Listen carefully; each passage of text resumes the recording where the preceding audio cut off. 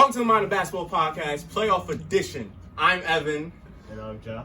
And we have a special guest here, PVO KICKZ, famous guy on YouTube, sneakerhead. He be doing this thing. Tune in, he can hook you with some fresh kicks. Yeah, it's our friend. He has a YouTube channel. Go check it out. We know him since high school. We've been our mans for a minute. Instead of talking about sneakers, though, we're about to talk about basketball. Yes, sir. But go buy his merch, though. Go buy his merch. My son got some nice ass sneakers that he got up for sale. All right, let's get to it. First thing I want to talk about, Minnesota Timberwolves, Memphis Grizzlies. Minnesota Timberwolves are an embarrassment. We in Minnesota now. Bad for business, bro. Your man said we in Minnesota, bro. He said we in Minnesota. And then they blew a 26-point lead. He did not show up. I don't know why he's talking. Oh my God. That's crazy. Literally right after he said that shit. Oh yeah, he didn't score a point after he said that. Mm-hmm. Wait, what? I Right after forgot they scored 1 point. lead. 2 points. When he said that? Nah, they didn't score like 0 points or some shit like that. Oh, it was the Grizzlies won on 21-0 run. Yeah, 21-0. I thought it was 15-0. I was bugging. 21-0 run. And the Minnesota Timberwolves, their incompetent coach, didn't call a timeout. How you... If the other team is clearly 21 points, let's just say, when will you call a timeout if you're a head coach and you see your team is clearly outmatched? Honestly, like after like 7 points, if that, like 5 points, as long as you see they're not doing what they gotta do, especially like if they going on a run, you call a timeout just to end that shit. Exactly. I feel like anybody who knows basketball is competent would just call a timeout. And what about you? When would you call a timeout? He probably went to his 10 actually. Nah, I feel like 10 is too many points. I say between 7. For me, 7 to 10. I actually agree. Like a 10-point, actually 8-0 run. An 8-0 run, you can clearly see your team is out of it, and your team is not playing as well. You'd be like, okay, let me regroup these guys. Yeah, but this coach, the Minnesota Timberwolves coach, you saw it in the playing when Cat had 3 fouls in the first half, and they had him playing like with 9 minutes left in the second quarter, and then he got his 4th foul. He should immediately took him out. Once he got that third foul, he should you don't play your guy, especially your best player. Arguably number 1 option. Exactly. When he's having that much trouble, you sit him out and be like, okay, maybe he gets better in the second half. But now he doesn't even have an opportunity because now he has to play less aggressive. And the same thing happened in this game. He got in foul trouble. Yeah. Well, I'm gonna speak on Memphis side real quick because let's be honest, this is the matchup we wanted to see, and we all know the outcome and how it was going to be anyways at the end of the day. I didn't know it was going to be like this. Okay, I didn't know it was going to be like this, but we all know that Memphis is like that. Like, let's be honest. Like, Memphis... 26-point lead like that? I didn't know it was like that either. What I call them? Degeneration X? Oh, yeah, Degeneration X. Exactly. They don't care. They're going to talk this shit. They're going to violate. They're going to disrespect. And they're going to play their games because you want to know why. They like that. And they could back it up and prove it why. And that's what they did. They proved it why. Ja Morant did. Desmond Bane did. They all stood out and they all showed up. Especially after that game 1 in which they put on that embarrassment at home. It's like, you can't make niggas show something out with them again. And that's basically what they did. But yet, then they did it in Minnesota. So that's what makes it more rebellious to them. But then you look at Minnesota side and here it is. The thing that I think a lot of people question is what happened? Keep going. Thing. I think what when it comes to Cat, right? I think what a lot of people love to talk about, right, is the need to know when it's time to get out there. But Embiid is just he's definitely a different player, and he's grown a lot since his injury-prone days to now being arguably, I think that's my favorite for MVP. Oh, that's your MVP. I think these guys. What we was talking about Cat and his mentality, and then Switch to Joel Embiid. Yeah, switch to Joel Embiid and his mentality and how he's able to switch it on and off, and how he's Growing as a player. Yeah, and how he's the MVP candidate or MVP front runner for him. For me, we did this MVPs. He picked Joel, right? Yeah, I picked Joel. I went Joel. I kind of cheated. I didn't pick. You didn't pick? Yeah, Jokic is 2,000 points, 1,000 rebounds, 500 assists. The only person in history to do that in a single season. And I understand, yes, he's the 6th seed, but especially what I just saw last night with the Warriors game. They got more help now compared to the first 2 games, but he doesn't really have the guys. He has to do everything. He has to set these guys up. He has to call the plays. He has to bring the attention. He has to shoot. He has to play in the paint. He has to rebound. Yeah. So for the Warriors, this is easy because you just focus on him. And then everybody else is not gonna do what they gotta do. Exactly. And it goes back to what you were saying about Aaron Gordon, how he needs to step his shit up. Oh, you saw that?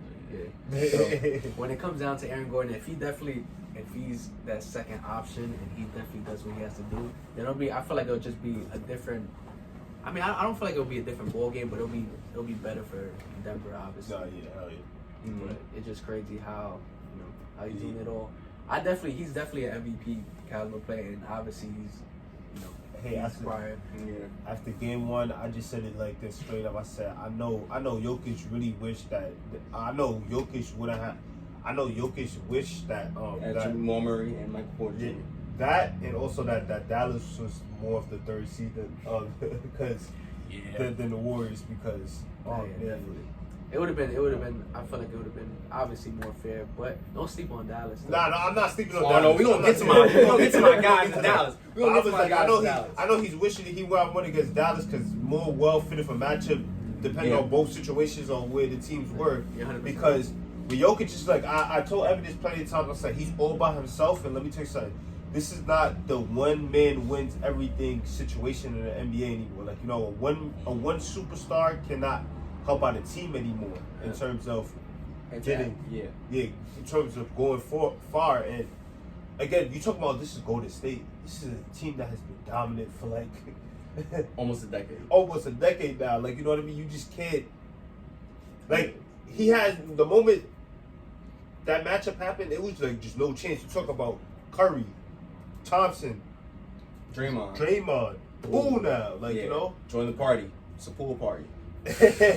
Exactly, like, and they still running the same system that they have been running since they started winning championships. Before that went into a decline. Like, you can't stop a well-oiled machine, bro. Like, you really can't. This system is crazy on both ends of the floor. Remember when we saw it playing game 2? I don't know if you remember, but it was literally a play. Jokic got the ball in the paint, and there was 4 guys around him. There was one left, right, and then 2 guys behind him. What is he supposed to do? I don't understand what he's supposed to do. He needs help. Exactly. Even if he had help, the Warriors is just too good. They're too deep of a team. They're too well structured of a team. They have too good of a coach. They have the stars. They have the defense. And they have everything. They're well rounded. That's what I'm saying. By himself, you're not going to beat a Golden State team in a 7-game series by yourself. That's just impossible. It's not going to happen. I say if it was one game, then yeah, sure, anything can happen in one game. But like we talking about a 7-game series. Yep, that's impossible. And now the Nuggets are down 3-0, and as we've all seen, or how we haven't seen, there ain't no coming back from a 3-0. You know why there's no coming back? Because we've never seen it. It has never happened in the history of the NBA. Until it happens, let's just say the Nuggets will be eliminated. Honestly, I wouldn't say never, but when it comes to the situation they're in right now, yeah, it's gonna be a sweep. Anytime a team is down 3-0, that's it. That's it. Yeah. They can win the next 2 straight. I still think they will still lose. And when you look at this, and when you look at this situation, look, you could tell that that is weighing on him heavy because Jokic has been mentally taken out the game by Golden State.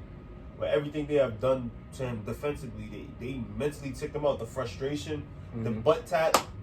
I don't understand. I don't know why he did that. I just feel like he just like you said, mentally over it. Yeah, so it's just like that's what happens when you play Golden State. They smell blood. Yep, and it's bad for Denver. But hey, you had a good season, Denver. We'll see you next year. Hopefully, when like Porter Jr. and Murray come back, I know it's gonna be a different story, but you have to see how they come back and how they play off the injuries. Well, talk about them. They're down 3-0 to Yeah. Hey, Canada. It's not looking too good. It's not looking too good. I'm gonna drink down bad right now. Eat tight. It's been a lot of trash talking back and forth between the Philly fans and the Toronto fans. I love the energy though. I love that. Oh yeah, I love the energy. Every time M.B gets the ball, it's boo. They booing him. He loves it though. He feeds off it. He reminds me of another. What's it called? Trae Young. How he goes to New York and he feeds off. Maybe not talk about that. Maybe not talk about that. But Embiid, it's the mentality thing. It's just the mentality thing. Trae Young's gonna be down 3 games to none, so and so. He'll join the team. Embiid, At least he made the playoff. he'll join us on the couch. He'll be sitting right here. He'll be sitting right here. But Embiid and the Sixers team, you can tell the Raptors just are not good enough to take this team down. The Raptors were up a majority in that game 3.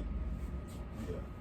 And then it's just that I think the Sixers are just a better team. 'Cause even with Harden struggling, Tyrese Maxey has stepped up to the plate. That's my guy. Yeah, You he's could say nice. I've been saying it, and like people probably question it, but I'm not questioning it. I feel like you could make an argument for him to be the best player in this series. I feel like he's been the best player in this series. Well, yeah, because Embiid struggled game 1. He played great game 2, and then he was iffy in game 3, even though he hit the game-winning shot, which was wild. Yeah. It was wild. I mean, if you're Toronto, how does that happen? I don't know how that happened, but that was a wild shot. And the Sixers, they just proven that they're just a better team to me. I mean, everybody thought there was going to be a matchup. Yeah, I thought it was going to be. I thought it was going to be a matchup too. I thought the Raptors had a chance to compete because I think they had a little bit of a deep team. And yes, Scotty Barnes' injury does not help them. Yeah. But still, they just don't have the pieces in place to beat the Sixers team. Clearly. Yeah. Honestly, I thought it was gonna not be a sweep, but I thought it was gonna be at least a 5-6 game series. Oh, everybody's the same. It's going to 6. It's going to 6. I thought it was gonna be at least 6, and not being disrespectful, but a sweep is crazy. But 'Cause- I definitely was Toronto definitely doesn't have the talent wise when it comes to Philly. You know, Stern said the Raptors could upset the Sixers. Bro, you talking about Sturdy? He like Kodak. Like come on. Like what, bro? Nah, but actually, hate that. I kind of, You gotta hate that. I kind of, look, let me say, I'm not going to say I fully agreed, but I was like, it was questionable because I said, if you actually look at the Raptors, though, they have experience with Van Vliet, Siakam, and Nick Nurse. Nick Nurse, yes. And I know the rest of the OG Anunoby also. And I know the rest of the team is kind of like, somewhat here. Jesus.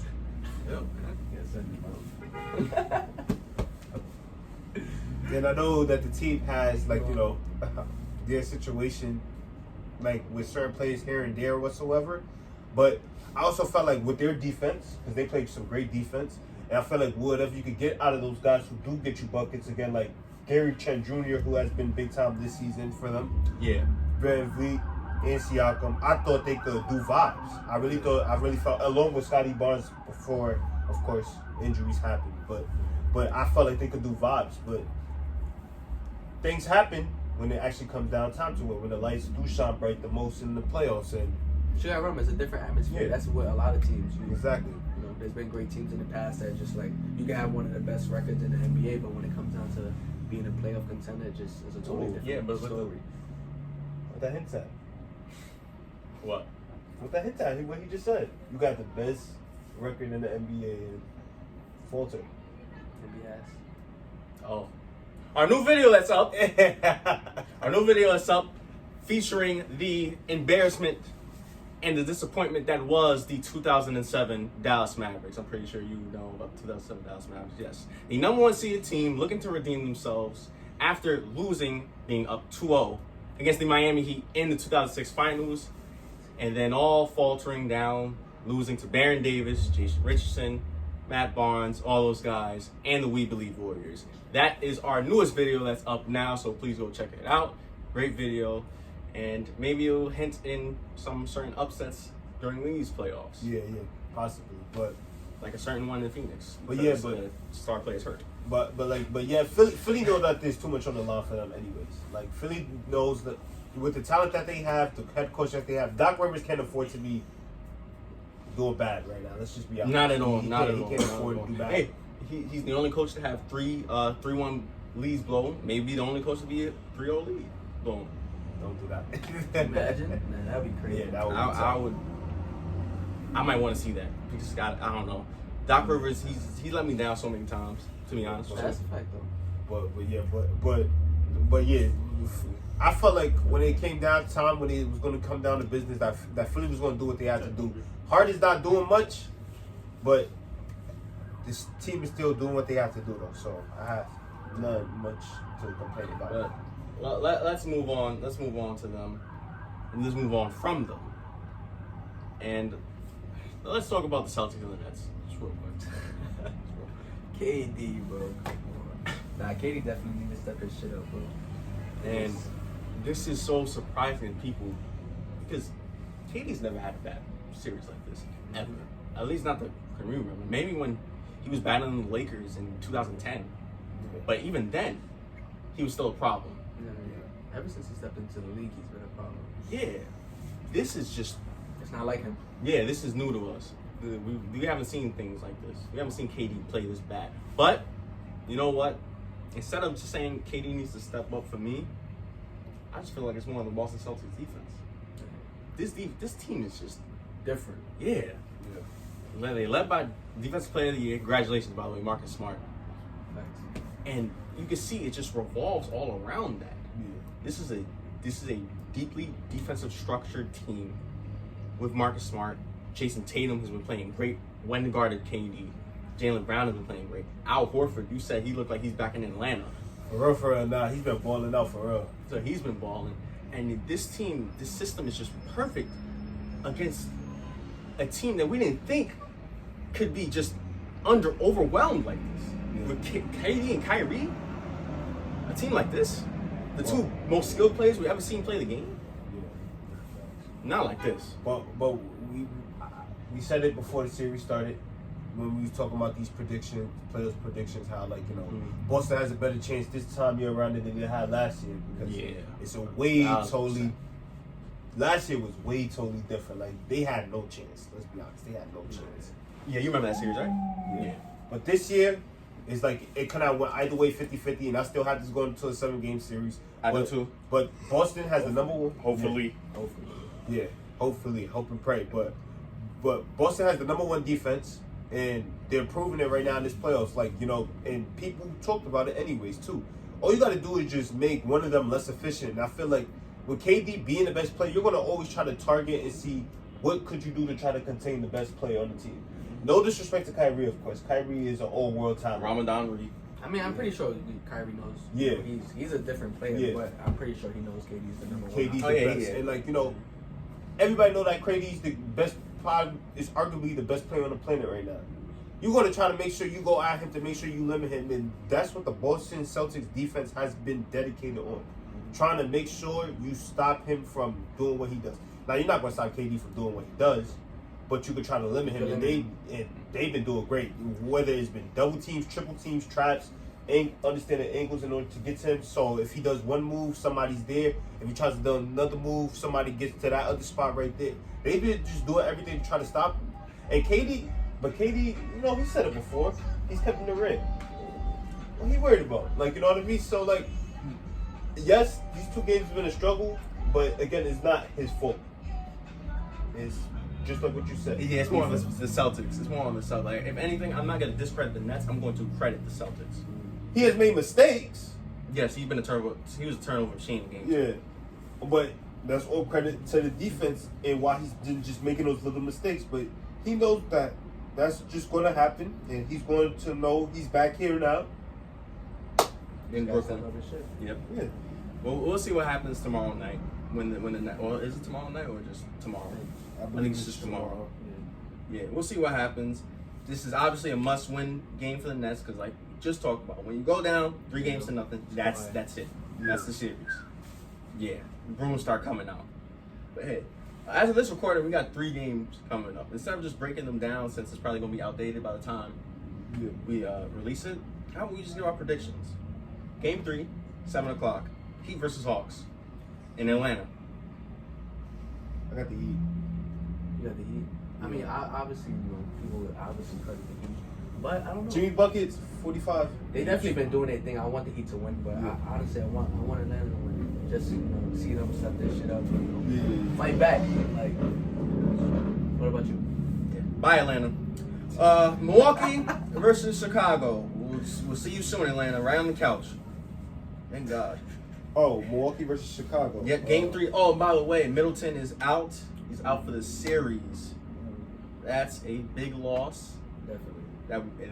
That's one loss.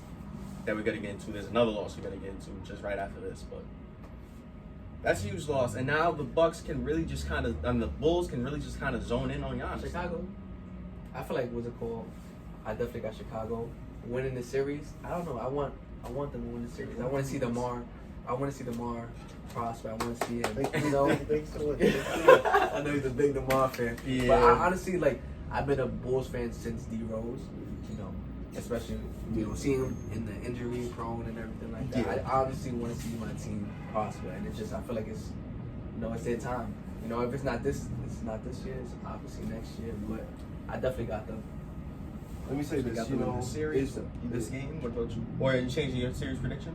No. So, injuries are unfortunate, but this is a beautiful window of opportunity for the Bulls to have some equal striking distance with the Bucks, because you already know how we were talking about when we first found out that they was going to be facing the Bucks. But this game specifically, I feel like Giannis is going to put the Bucks on his back, and he always puts them on his back. Yeah, but that makes it easier for the Bulls to just zone in on him now. Obviously, he's a lot more skilled than he was 2020 and 2019. Yeah. Facing the Raptors team, facing the Heat team. Yeah. But now it's going to be easy. Caruso's been a menace on defense. He's been playing great. Vucevic's actually been playing really good, and I've been shocked at his play. Yeah. So now, without Middleton, what other scorer? Because Holiday's just been inconsistent as well. He's just kind of bringing it on the defensive side of the ball and playmaking, but he's not scoring. I need Holiday to score. Yeah. Other than that, Brook Lopez? I mean, he could. Yeah. I don't think You're it's... not gonna rely on him. You're not going to rely on him, though. I don't think it's needing another score. I think at that point now, everybody has to step up there. Because if Holiday's not going to be that scorer then at that point, then everybody on that Bucks team has to step up to a different level in order for them to win. Because you don't have Middleton. He can't be your closer because he's not playing anymore. The Bucks have this, but I'm going to say Bulls game 3? I got Bulls game 3. You got Bulls game 3, right? Honestly, I feel like this is, like you said, this is their window of opportunity, and this is a perfect example of what Jokic is going through with the Warriors. But at the same time, the Warriors are different compared to Chicago. Yes. You know, it's totally different. But if Chicago actually takes that window of opportunity and they seize it and they just go after Giannis, it's going to be a different ball game. I agree. For this game, at least, I'm gonna stay true to my Bucks prediction of the series. But for Game 3, I got the Bulls. Game 3, I got the Bulls. Please, DeMar, drop over 25. Yeah, and DeMar, congratulations. I give some credit to your guy. He dropped 41. He dropped 41 Game 2. And I criticized him heavily in Game 1 because he had 18 points, shot 6 for 25. But can he keep this up, please? Can he keep this up? I want him to keep this up. I want him to keep this up. I hope and pray he keep this up. If he keeps it up, it's going to be a different ball game. Yeah. That's still recording, right? I can't see. Yeah, it's still recording. Yeah. Okay. All right, and lastly, we just mentioned one big injury suffering from the defending champs. Now let's talk about the reigning Western Conference champions, Phoenix Suns, as they go to New Orleans with Zion. 9:30, battling the Pelicans, and without their star, their superstar, their franchise player, Devin Booker. He's out for the rest of this the season. No. They got to reevaluate him in 2 or 3 weeks. He's definitely out for Game 3 and 4. So, picks. Oh man, I feel like the Suns can still get a win on the road. I really believe that. I really feel like that. I know the Pelicans been just shocking the world this second half of the season or whatsoever and things like that, but I would never doubt or go against the beast that is the Phoenix Suns and how they have been. Because even with one star player out, what they've been doing, straight up vibes. And they're a team that knows how to operate from full court to half court whenever they want to. And they're a team who already is championship pedigree hungry because they've been through it last year. They made it all the way to the finals last year. They had to deal with some things a little bit behind the scenes. Oh, sorry. They're up too low. But they still got the same guys and the same blueprint and the same DNA. So I feel like they're gonna still get a win out in New Orleans. I definitely agree with you. I feel like they're building a system such as what the Warriors have, but the Warriors are at a different level. But I feel like they're building a well-rounded system and they play well together. And I agree that I feel like they're gonna take one on the road, but it's a totally different. It's different at the same time, but I feel like they're well-rounded enough to take one on the road. But it's definitely hurting them without Devin Booker. Yeah. Yes, 100%. Yes, it is hurting them without Devin Booker. But to all the people that just flipping the switch, like the Suns aren't like that, and like the people acting like the Pelicans are just like this all-time great team that just now they got it now. Come on, like they're a 35-win team that Beat LeBron. that barely got to the playoffs. Thanks, Barely bro. got to the play-in. Thanks, bro. So yeah, they got talent. They got CJ McCollum. They got CJ McCollum. They got Brandon Ingram. They got Jonas Valanciunas. They got good players. But this Suns team, yes, even without Devin Booker, who was on that team? Remind me who's on that team. Chris Paul. Okay. CP3. And Mikal Bridges. Yes, Mikal Bridges on that team too. Remember his nickname, the point guard. This team got a head coach of the year. They got Chris Paul, one of the greatest players and point guards we've ever seen. They got runner-up to defensive player of the year. They got a great center. They got a well-structured team that just went to the finals. You telling me they can't be the eighth-seeded team without Devin Booker?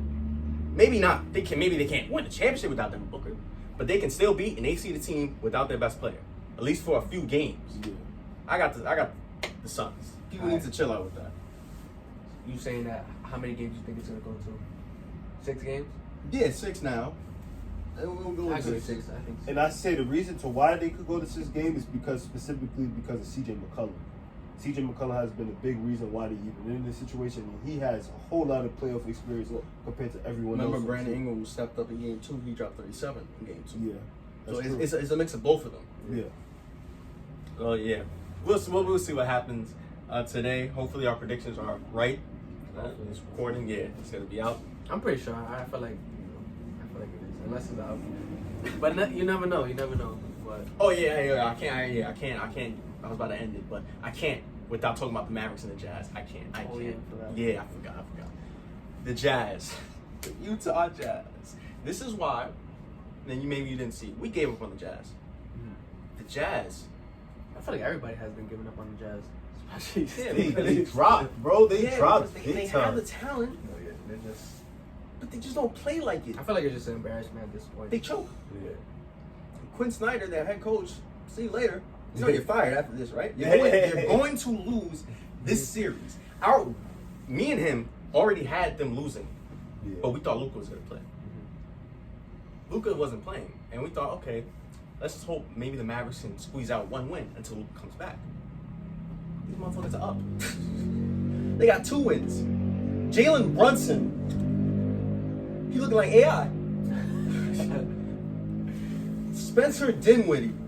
He been doing his thing. Yeah, like these guys just came to play. Rudy Gobert, he doesn't get no touches. He got to get off rebounds. Donovan Mitchell does not pass on the ball. Donovan Mitchell sometimes won't even pass. Sometimes just dribble. Their structure is bad. They choke leads.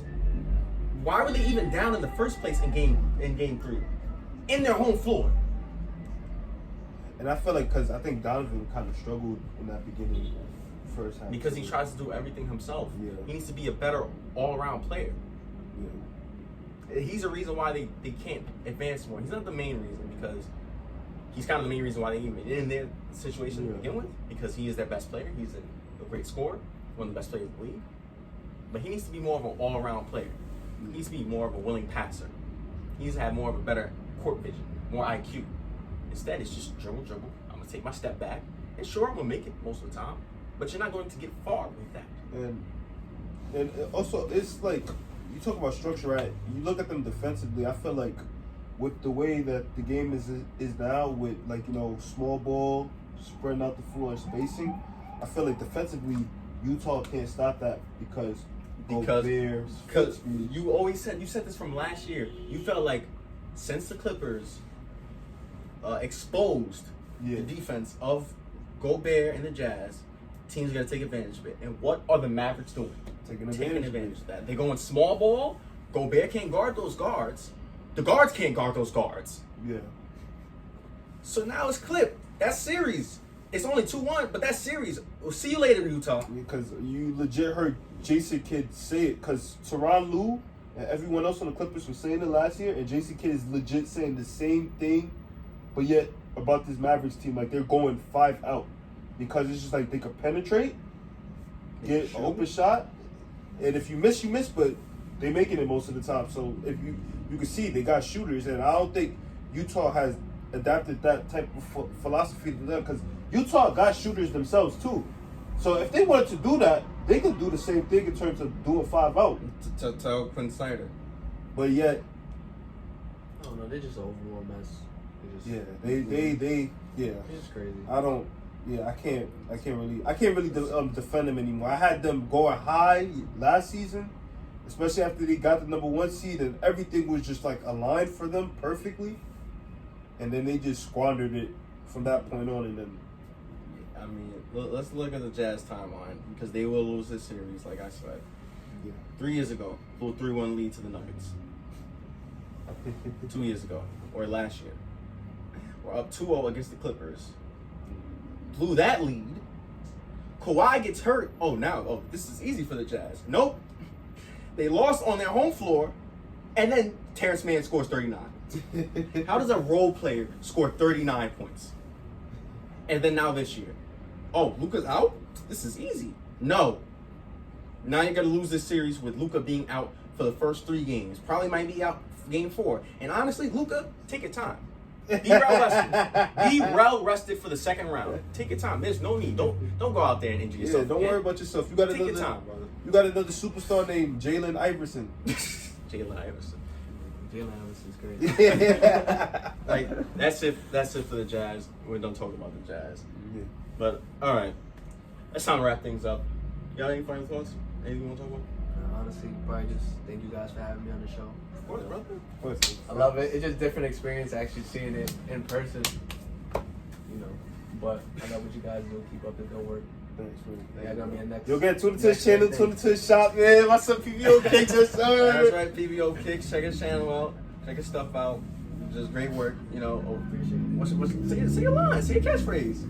Nah, just everybody been coming out here, bro. I ain't saying so much. Why they say so much, bro? So It's you just a can't catchphrase, go bro. wrong. You know what I just mean? can't go That was wrong. good. Hey, ladies and gentlemen, always remember, you can't go wrong with anything. Can't go wrong. All right. Thank you guys for watching today's podcast. Make sure to tune into our next podcast, whenever that be. Please check out our playoff upset 2007 Mavericks We Believe Warriors video. Make sure you like, share, subscribe, comment, support channel, give us feedback, all that good stuff. Also, tune into our social medias, our IG and our TikTok. Yes, down in the description below, and check out PVO Kicks. That should be down in the description below. Yeah. So, and of course, once again, I'm Evan, I'm John. special guest, Yo, kicks. and this is the Modern Basketball Podcast. Playoff edition. Jazz disappointments. We out of here.